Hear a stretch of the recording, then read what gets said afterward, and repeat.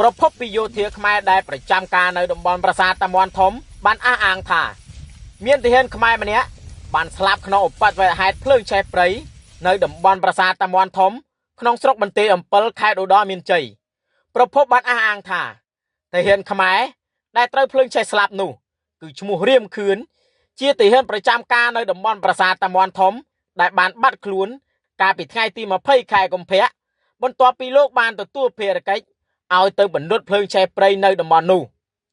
ប្រភពបានអះអាងថាសាកសពរបស់លោករៀមខឿនត្រូវគេរកឃើញនៅខាងត្បូងប្រាសាទតាមាន់ធំនៅព្រឹកថ្ងៃទី21នេះក្នុងសភាពឆេះខ្លោចស្បែកនិងសាច់คล้ายជាខ្ជូងទាហានខ្មែរដែលឈរជើងនៅក្នុងអង្គភាពជាមួយគ្នាបានដាក់ការសន្និដ្ឋានថាករណីនេះបង្កឡើងដោយភ្លើងឆេះព្រៃត្រូវខ្យល់បក់និងឆេះកាត់ផ្លូវធ្វើឲ្យលោករៀមខឿនមិនអាចដកថយក្រោយបានទើបបណ្ដាឲ្យឆេះស្លាប់ទូរទស្សន៍អាស៊ីសេរីបានព្យាយាមតាក់ទងទៅគ្រួសារសពលោករៀមខឿនដើម្បីសុំការអធិប្បាយអំពីរឿងនេះដែរនៅថ្ងៃទី21ខែកុម្ភៈនេះប៉ុន្តែត្រូវមន្ត្រីយោធាម្នាក់បានលើកទូរស័ព្ទចំនួននិងបដិសេធមិនផ្ដល់បទសម្ភាសន៍មកដល់ពេលនេះមិនទាន់មានការផ្សព្វផ្សាយអំពីលទ្ធផលនៃការស៊ើបអង្កេតណាមួយច្បាស់លាស់ដែលបញ្ជាក់អំពីមូលហេតុនៃការស្លាប់របស់លោករៀមខឿននោះឡើយខណៈទាហានខ្មែរមួយចំនួនដែលឈរជើងនៅតំបន់ប្រាសាទតាមាន់ធំបានអះអាងថាកន្លងមក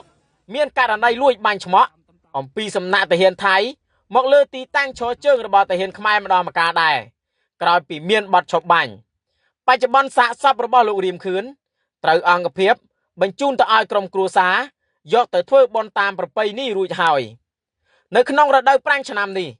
មានហេតុការណ៍ភ្លើងឆេះព្រៃជាច្រើនទីតាំងក្នុងតំបន់តាមបណ្ដោយព្រំដែនដូចជានៅតំបន់ជាំតែមុំ3ប្រាសាទតាមាន់ធំប្រាសាទខ្នាតំបន់អូស្មាច់និងតំបន់ថ្មដាជាដើមទាហានខ្មែរនិងទាហានថៃបានយកករណីនេះមកចោទប្រកាន់គ្នាទៅវិញទៅមកដោយទាហានថៃបានចោទមកលើទាហានខ្មែរថាគ្មានវិន័យនិងមានចេតនាដុតព្រៃដើម្បីរំខានទាហានថៃនិងលួចចល័តសុភាវុធរហូតថ្នាក់ដល់ប្រមានពីការផ្ទុះសង្គ្រាមលើកទី3ទៀតផងចំណែកទាហានខ្មែរបានអះអាងថាមូលហេតុដែលនាំឲ្យភ្លើងឆេះព្រៃគឺភាគច្រើនបណ្ដាលមកពីកត្តាអាកាសធាតុនិងករណីខ្លះបណ្ដាលមកពីទាហានថៃលួចដុតអូបាទតាមសម្ដីរបស់កងរាជអាវុធហត្ថថា